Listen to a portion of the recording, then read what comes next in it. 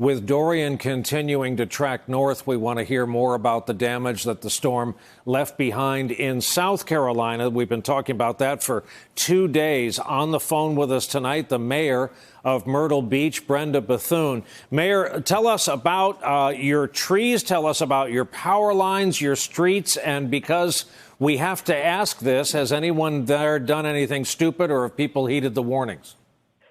Well, I'm assuming you're asking about the stupid part because of the red Jeep that was found in the ocean. Yeah, there was that today. Brian, we actually fared very well in Myrtle Beach. We experienced a lot of wind, more than expected rain. But, you know, with what we were used to with Hurricane Florence last year, we didn't have the flooding that was surrounding us. And we were very grateful for that. We actually did very, very well. We have crews that are already out assessing the damage, and cleanup crews are lined up to get out first thing in the morning and get our beaches back up and open for visitors to come. It was eerie. I saw some live reporting from Myrtle Beach on the eve of the storm.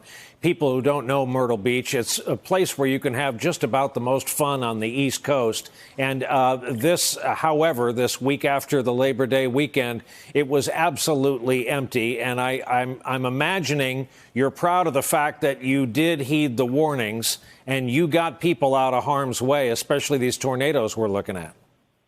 Absolutely. People paid attention to the governor's request, or actually the governor's order. And that's very rare for here. I think that we get so used to these storms coming that we take it for granted sometimes that it won't be as bad as what we're told. But this time people did leave, and especially our visitors, and we are very grateful for that. But now we're ready to recover and get back to normal, open our doors back up, and help those around us who did not fare so well.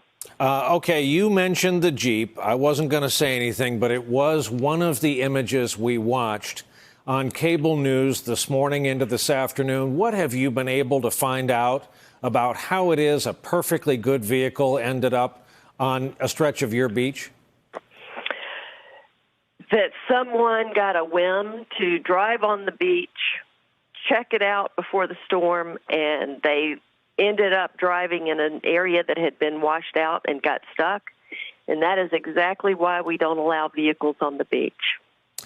Well put. Everyone's safe except for if you're, put it this way, if you're looking at the used car market and you find a really good deal on a slightly used, damp-seeming red Jeep, ask questions about the VIN number. Hey there, I'm Chris Hayes from MSNBC. Thanks for watching MSNBC on YouTube. If you want to keep up to date with the videos we're putting out, you can click subscribe just below me or click over on this list to see lots of other great videos.